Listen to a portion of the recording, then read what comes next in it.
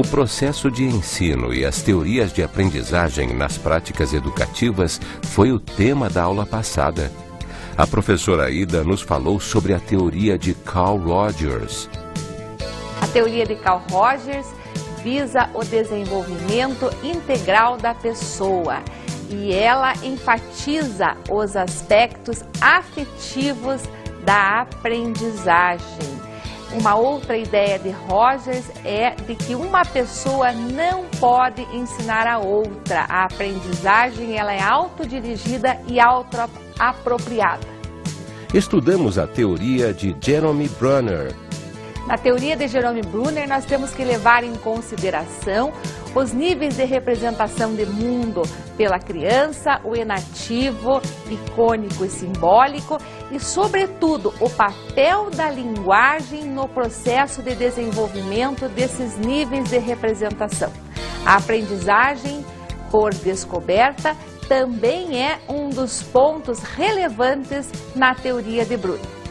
Conhecemos a teoria de Davi Assubel. E para Ausubel, uma das coisas mais importantes no processo de ensino-aprendizagem é saber aquilo que o aluno já sabe, já conhece a respeito de um determinado assunto, a respeito de um determinado conteúdo que será ensinado para ele na escola. Tenha uma boa aula.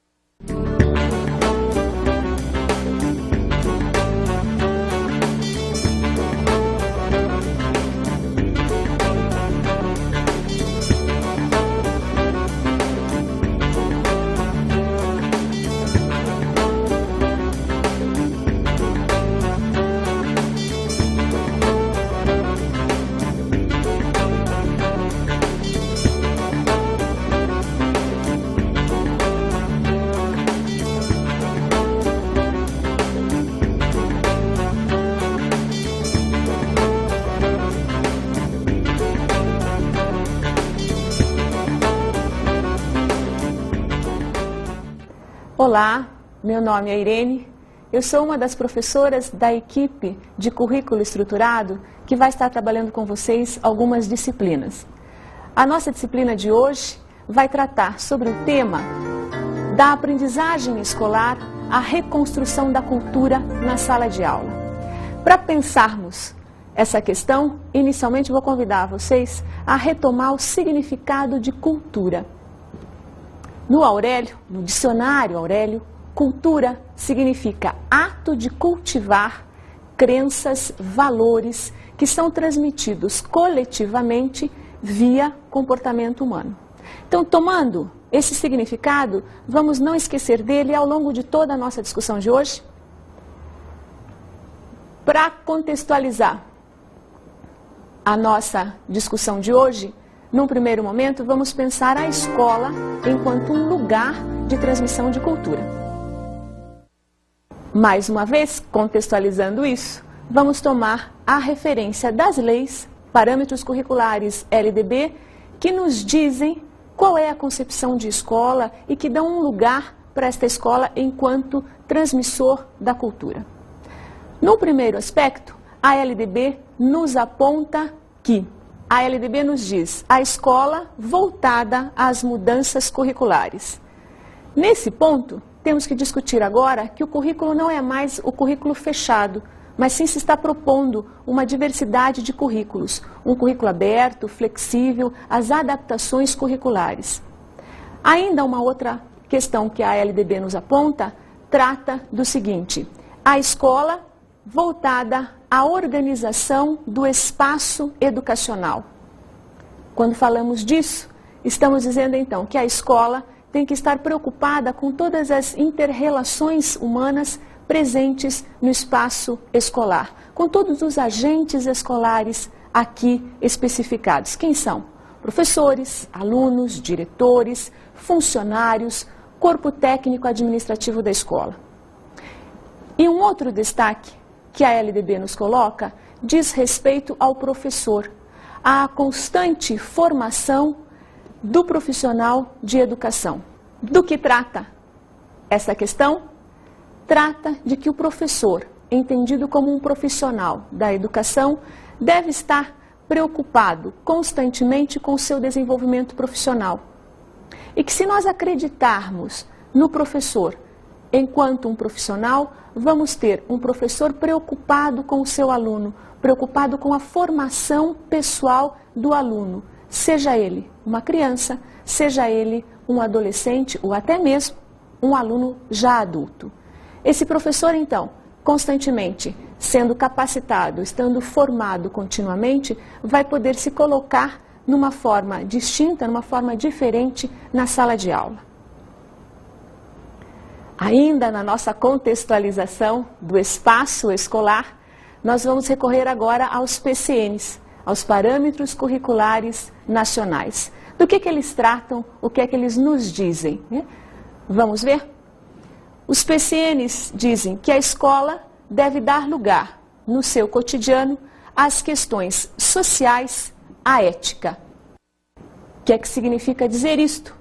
Que a escola agora é um sistema que está aberto a toda e qualquer interferência dos aspectos dos agentes escolares e também da comunidade, que elas têm que estar atenta a essas questões. Ainda, os PCNs nos mostram um outro ponto. A escola deve dar lugar aos valores que regulam as ações dos agentes escolares e que são determinantes do processo de ensinar e aprender. O que é que isso está nos revelando? A escola é lugar, sim, de transmissão de cultura. Posto isso, nos documentos, melhor dizendo, nos documentos legais, a LDB e os parâmetros curriculares, vamos pensar agora a escola enquanto um espaço plural, um sistema aberto, em constante transformação e dinâmico. Nesse espaço, a escola, então, se coloca como um organismo vivo, que está organizado a partir da sua história e que interage com a comunidade, interage com o seu estado, com o seu país. Tem padrões específicos de comportamento, padrões esses que vão determinar o modo como essa escola vai receber o aluno, o como ele vai dar a permanência a esse aluno e o sucesso escolar. Ainda um outro ponto, tomando a escola como um espaço plural, é entender a educação. É planejada sobre o eixo do ser humano, nos aspectos físico, cognitivo, social e psíquico. Entendendo o ser humano sobre todos esses eixos, nós vamos compreender então que a educação não pode mais se fazer única e exclusivamente sobre o eixo do cognitivo, como ela tem sido trabalhada até agora. Para reconstruir esta cultura na escola, ela vai ter que valorizar alguns aspectos, e valorizar principalmente o processo hoje de inclusão. Então ela vai ter que trabalhar sobre um novo paradigma. Qual é o paradigma? Fazer um caminho da exclusão a qual ela tem estabelecido as suas relações atualmente para um futuro estabelecer relações inclusivas. Se nós vamos discutir a exclusão na escola, isso já é recorrente de uma história da escola, do seu processo de construção. As relações foram excludentes na medida em que a escola se organizou sob uma estrutura social extremamente discriminatória e seletiva, onde ela buscou organizar um corpo de sujeitos homogêneos, iguais. Desta forma, ela estabeleceu um padrão, o padrão de aluno. Aquele que não compactuava com este padrão estava fora, estava excluído. Para discutirmos isso ainda então, vamos entender esta escola, que deve estar voltada para a valorização do aluno, para este aluno, no seu processo de autoconhecimento, de autodescoberta, para um aluno que seja autônomo nos seus processos de conhecimento. E como trabalhar isso? E como que nós poderíamos trabalhar isso no processo da sala de aula? Com atividades que voltassem para o aluno, atividades de expressão corporal, as atividades de esporte, de artes, as atividades de teatro, são fantásticas para que a gente possa dar lugar a esse aluno pessoa, a esse aluno conhecedor de si mesmo, das suas potencialidades, das suas capacidades. Então diríamos ainda aqui, a escola, ela deve valorizar a identidade pessoal, ela deve valorizar a personalidade do aluno, ou seja, dar lugar à subjetividade humana. Ainda, essa escola, ela deve então repensar a vida em sociedade, que é viver. E como poder repensar esta vida? Penso que é buscando atitudes que possam harmonizar melhor a vida na escola. Que os seus agentes escolares buscassem essas atitudes de equilíbrio, que trouxessem ao ambiente escolar uma qualidade de vida, um ambiente saudável para o ser humano.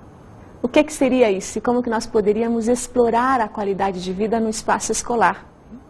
Com atividades que trouxessem a relação humana muito presente, que possibilitassem a interação professor-aluno. E como é que isso se faz? Eu acho que hoje em dia esquecemos de que lidamos com pessoas e que estas pessoas, no seu contato interpessoal, necessitam de coisas muito pequenas, de detalhes que já estão esquecidos para nós há já algum tempo. Que detalhes são esses? Que nesse cotidiano nós pudéssemos ter relações respeitosas, relações educadas, de cuidado com o outro. Relações como um bom dia, boa tarde, por favor, muito obrigada, diferente daquilo, tô nem aí, não dá nada, que é o que nós temos encontrado nas relações, sejam nas relações professor-aluno, sejam nas relações aluno-aluno. Então penso que é buscar nesse cotidiano pequenas coisas que fizeram parte da nossa história, do nosso processo de educação dentro da família. E que na família nós tratamos os membros da família, pais, irmãos, avós, tios, com esta forma cuidadosa e respeitosa. Que nós pudéssemos trazer ainda para o ambiente escolar esses cuidados, esse respeito ao outro, essa educação de um cotidiano. Talvez por aí conseguíssemos já estabelecer um ambiente de relação mais saudável. Um sorriso, um bom dia, isso já nos mostra um outro tipo de acolhimento, já nos mostra um ambiente que está favorável à nossa presença. Penso que por aí nós poderíamos começar a modificar, a reconstruir esta escola num processo de cultura. Para sintetizar essas ideias, vou convidar vocês à leitura de um texto bastante especial de Sigmund Freud, numa homenagem que ele faz à escola que comemora 50 anos, escola onde ele foi aluno. Vamos ouvir? É difícil dizer se o que exerceu mais influência sobre nós e teve importância maior foi a nossa preocupação pelas ciências que nos eram ensinadas ou pela personalidade de nossos mestres. Sigmund Freud. Ouviram com atenção? E o que nós podemos destacar desse texto de Freud?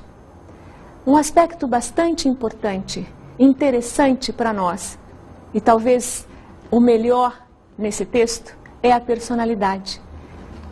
É quando Freud destaca que o que mais lhe chamou a atenção foi o aspecto afetivo, o sentimento que os professores tiveram para com ele quando era aluno.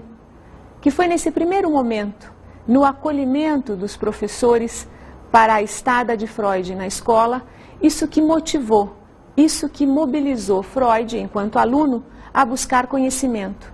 E a estar ali, naquele momento, como um mestre que superou os mestres, podendo falar a todos os mestres que ali o estavam para ouvir, agradecendo. E também destacando que esse valor subjetivo, esse valor afetivo, ele é talvez mais importante do que o ingrediente do conteúdo pedagógico propriamente dito, que ele deve vir sim, né? Os conhecimentos são necessários, as ciências são necessárias, mas que talvez antes a gente fizesse um caminho de estabelecer um vínculo, uma emoção, um sentimento, que isso deveria permear as nossas primeiras relações na sala de aula, com atividades de dinâmicas, atividades de descontração, atividades que fizessem o professor e o aluno interagirem pessoalmente. Eu acho que esse é um ingrediente especial e é isso que Freud nos aponta. Refletiram igual? Vamos ao intervalo agora e voltamos daqui a pouco para continuarmos a nossa discussão?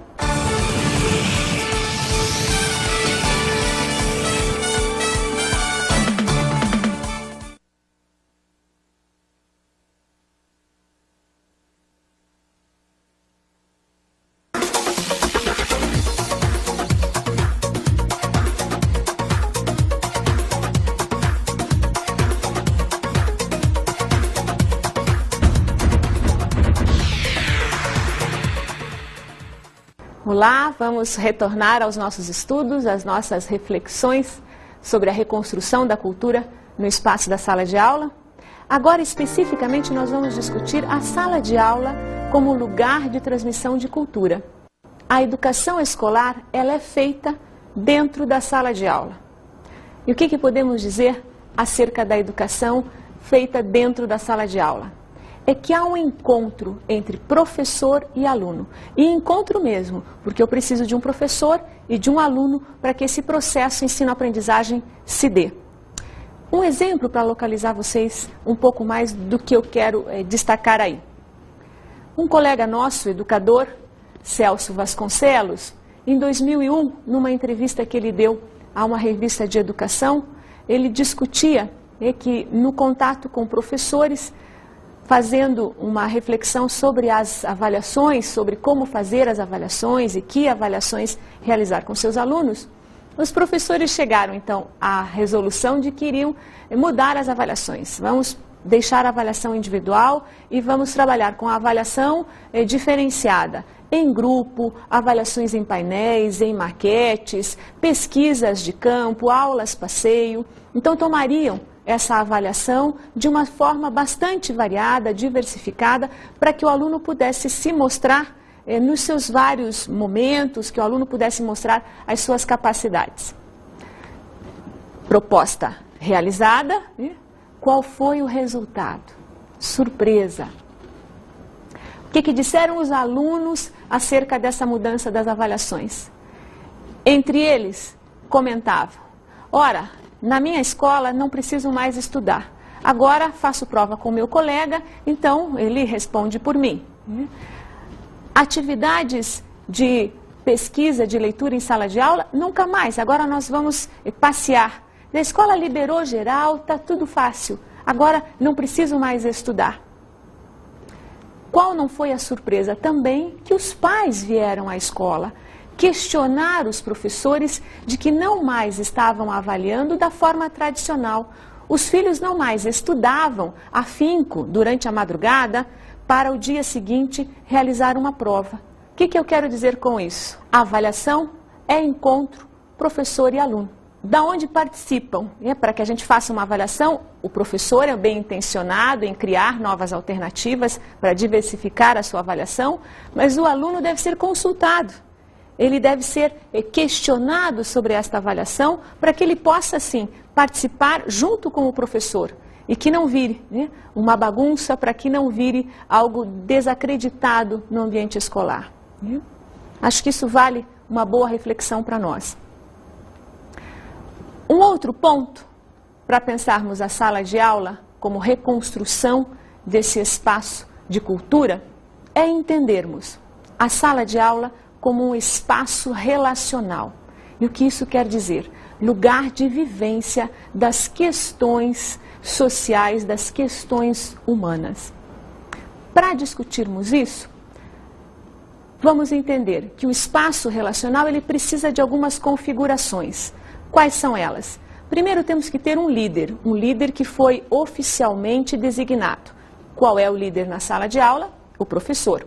Ele deve manter esse lugar de liderança e o seu estilo de liderança vai determinar a dinâmica do grupo. Como esse grupo, como essa turma, como os alunos vão se movimentar no interior da sala de aula. No entanto, nós podemos ter outros fenômenos relacionais aonde nós podemos encontrar a formação de líderes informais, de bodes expiatórios, que são os papéis, as funções sociais de um grupo, de qualquer grupo, não especificamente o grupo da sala de aula. Isso acontece em qualquer reunião de pessoas para uma tarefa.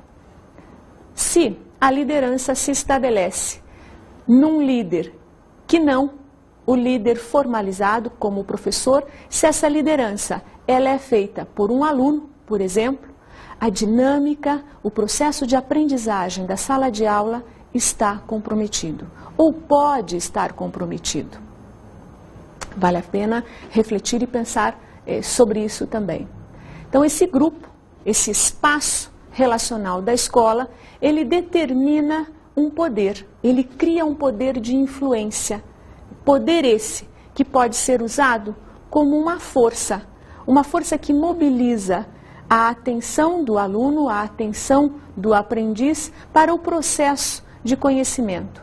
E que se esse poder, ele pode ser usado não pelo líder formal, pelo líder oficial, professor, e ele é utilizado por um líder informal, o que acontece aí? Qual é a dinâmica desta sala? Qual é o poder que esse aluno, esse líder informal, vai utilizar no espaço relacional da sala de aula? Confusões, Com certeza as confusões vão estar aí estabelecidas e o processo de ensinar e de aprender está comprometido. Para nós pensarmos um pouco isso e exemplificar essa relação no espaço da sala de aula, a questão dos líderes, sejam líderes informais, o bode expiatório, seja o líder oficial, o professor, eu vou convidar vocês a assistir um filme. Agora a gente vai ver algumas cenas e depois discutimos. O filme é Mentes Perigosas, é dirigido por John Smith, é um filme da Abril Vídeos e data de 1995. O que eu quero que vocês prestem atenção é na relação que se estabelece entre a professora, Michelle Pfeiffer, e os seus alunos. É como se dá a interação professor-aluno. Algumas cenas que nós destacamos vão ser ilustrativas desse espaço relacional e do como a liderança aí se estabelece. Prestem atenção que nós daqui a pouco vamos refletir um pouquinho sobre elas.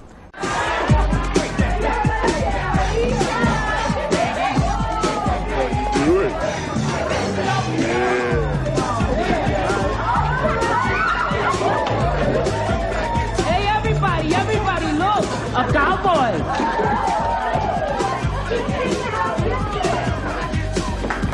You're a Marine? A for real Marine? Discharged, but yes. Okay, ready?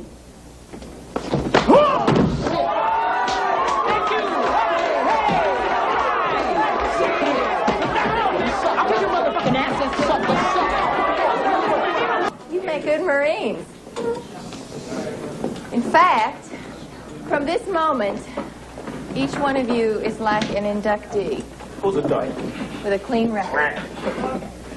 So, if you want to pass, all you have to do is try.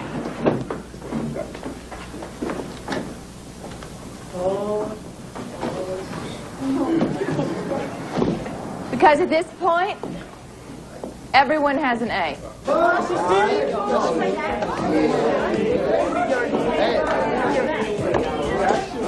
But it's up to you to keep it. Gostaram do filme? As cenas que nós destacamos, acho que revelam bem a interação professor-aluno.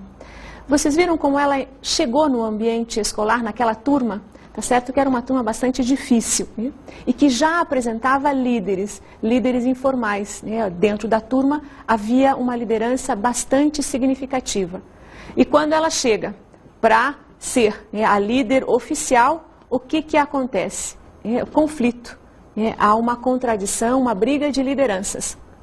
Uma das alunas lhe adverte: olha, se você fizer amizade, se você se aproximar deste aluno, você vai conseguir conciliar a amizade, vai conseguir dirigir a atenção de toda a turma aí para você. Né? E realmente é isso que acontece. Né? Ela busca essa liderança, esse par, né? Esse compartilhar a liderança com o aluno, e na medida em que ela consegue estabelecer com ele uma relação mais amigável, uma relação mais de parceria, onde ele tem uma liderança sim, mas uma liderança que se faz não dentro da sala de aula, e a líder na sala de aula é a professora, né? O aprendizado começa a se instituir. Né? Realmente os alunos voltam a sua atenção para o conteúdo que ela quer transmitir. Né? Então, acho que esse filme ilustra situações que para nós são do cotidiano, estão presentes em qualquer espaço da sala de aula, e que talvez muitos de vocês já tenham se atritado com alguns líderes informais que se estabelecem conosco uma relação de confronto. Né? Então, a forma de estabelecermos uma boa relação é nos aproximarmos desses líderes, buscarmos olhá-lo, né, como ele é, como ele se apresenta, o lugar de pessoa colocado nessa liderança, ok? Um outro tema que nós teríamos para discutir na sala de aula, enquanto lugar de transmissão da cultura, é considerarmos essa sala de aula como um ambiente.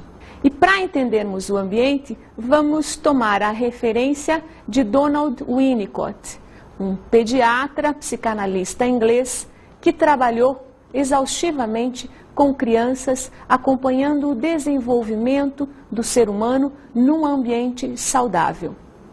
O que Winnicott entende por ambiente?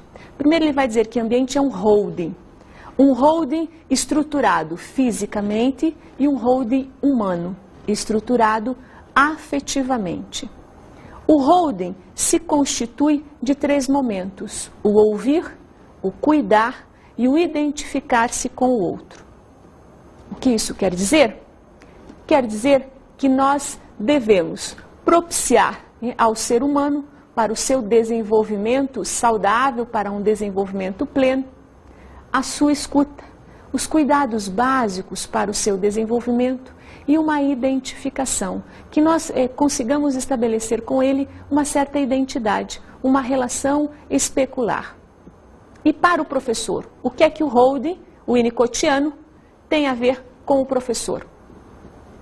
O Winnicott vai dizer que o professor que está capacitado pelo holding é um professor que dá sustentação às vivências do aluno, que vai dar lugar ao aluno de poder desenvolver a sua capacidade de sentir tudo aquilo que tem que ser sentido na vida, extrapolando o espaço da sala de aula para que ele possa sentir a vida em sociedade, para o seu exercício enquanto um cidadão. Então, nessa medida em que nós tenhamos um ambiente, um holding físico e afetivo, este aluno vai estar muito mais aberto, muito mais disponível a ter acesso a um conhecimento. Né? Definindo, então, esse espaço de acolhimento, esse holding, né, vamos entender que ele deve acolher, é um espaço de acolhimento realmente, que ele deve acolher a todo e qualquer sujeito que se estabeleça nesse espaço como ele é. Ou seja, o professor como ele é, o aluno como ele é. E é nesse espaço de acolhimento, nesse espaço de trocas, que o conhecimento efetivamente vai poder se dar. Tá? Discorrendo um pouco mais sobre esse lugar da sala de aula como espaço de reconstrução da cultura, um outro aspecto, e aí bastante significativo para nós, é o lugar subjetivo do sujeito. E que lugar é esse, subjetivo do sujeito? É quando nós reconhecemos, quando nós permitimos que o aluno, que o sujeito se coloque como ele é, com as suas singularidades, com as suas semelhanças. E o que são singularidades e semelhanças? É entender que nós temos, cada um de nós, diferenças que nos fazem pessoas únicas, singulares, próprias, né? Não temos ninguém igual a ninguém. E as semelhanças? Que são semelhanças? São as possibilidades que nós temos de nos identificarmos com outro ser humano e, nesse processo de identificação, constituirmos um grupo. Então, é através das singularidades e das semelhanças que nós damos lugar à subjetividade. E aqui está alguém que esteve participando nas nossas aulas, do nosso encontro de hoje, e que, tenho certeza, mobilizou em vocês algum tipo de sentimento. Qual sentimento foi esse que esse ilustre convidado mobilizou em vocês?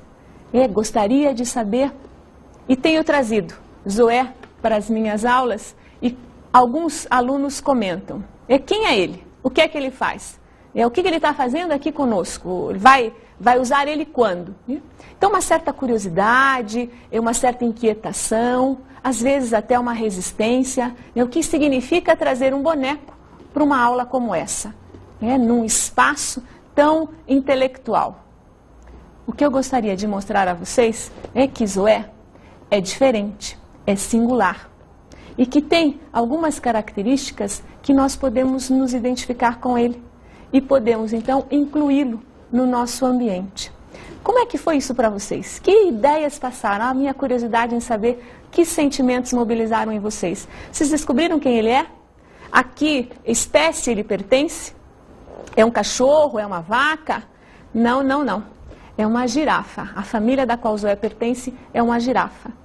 Espero que ele marque o nosso encontro aqui e que vocês, no seu dia a dia, também olhem a subjetividade de cada um dos colegas que está presente, que está junto com vocês, do lado, e que talvez vocês não saibam. Qual é a diferença? O que é que ele marca pessoalmente? E o que faz com que eu queira cada vez mais estar perto dele? É o que me faz idêntico a ele, o que me faz semelhante a ele. Talvez seja porque ele seja muito fofinho, tem um perfume delicioso. Um outro aspecto que nós temos aqui que discutir é o ensino. E que ensino é esse quando ele considera a cultura? Esse ensino deve possibilitar ao aluno conhecer as suas capacidades, as suas potencialidades, que os alunos estejam respeitosos e atentos às diferenças, pois são as diferenças que vão possibilitar a criação de novas práticas, de novos olhares. Então vamos pensar nesse ensino desta forma. É um ensino que realmente dê lugar a um aluno como ele é, com as suas particularidades, com as suas singularidades. Para nós ainda ilustrarmos mais o nosso trabalho de hoje, casos significativos da escola, espaço de reflexão. De que trata esta pesquisa, esse projeto que foi realizado na escola? Uma queixa na escola de alunos bagunceiros e desinteressados na aprendizagem. O que nós propusemos na escola é conversar com os alunos a partir de uma leitura gráfica. Se pediu que os alunos fizessem desenhos a respeito da escola, a respeito da sala de aula e do ser aluno.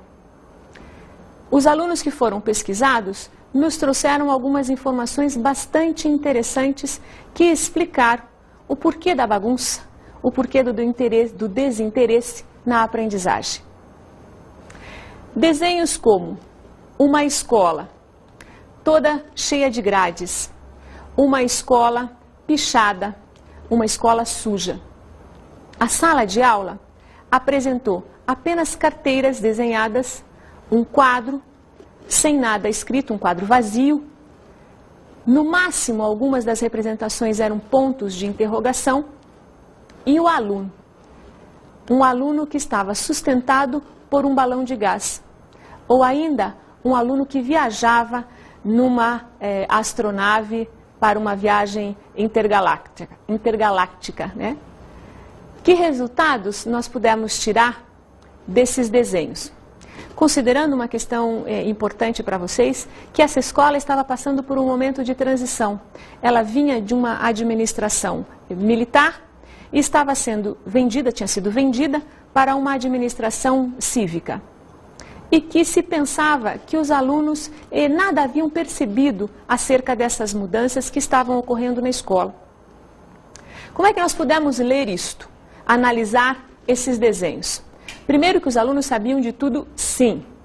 Eles só não tinham sido consultados e não havia sido esclarecido a eles o que estava ocorrendo.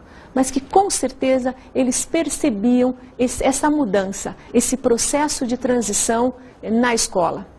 Percebiam também que os professores estavam inseguros, estavam relativamente instáveis na escola, pois nos desenhos da sala de aula os professores nem apareciam.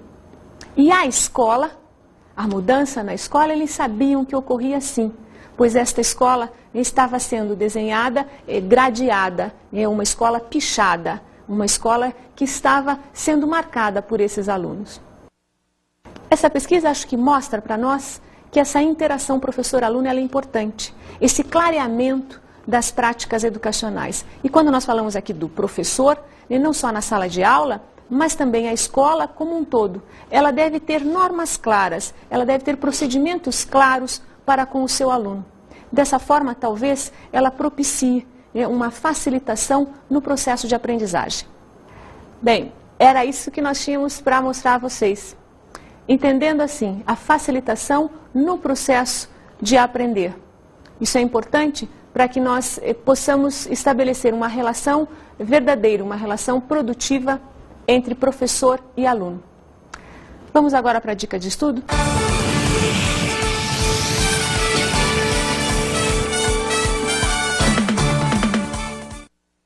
Minha dica de estudo para vocês são duas.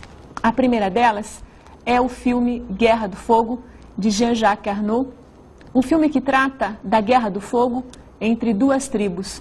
É a aquisição da linguagem num processo histórico do homem.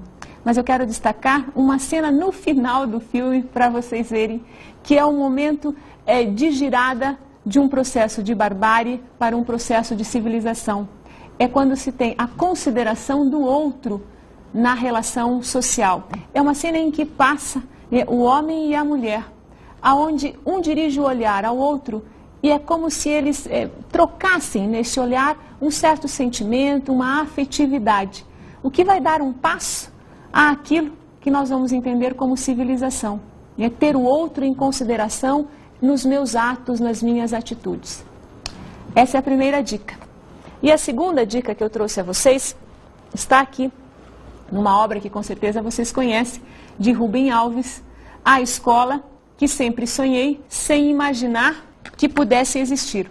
É o relato da Escola da Ponte, que brilhantemente Rubem Alves faz aqui, e que ela apresenta alguns aspectos dos quais nós estivemos discutindo. É uma escola que trabalha sobre alguns eixos, que eu gostaria que vocês lessem com bastante atenção. A meiguice, a paciência com o outro, uma escola democrática e autorregulada. Boa leitura para vocês, espero que tenham aproveitado e até uma próxima oportunidade. Tchau!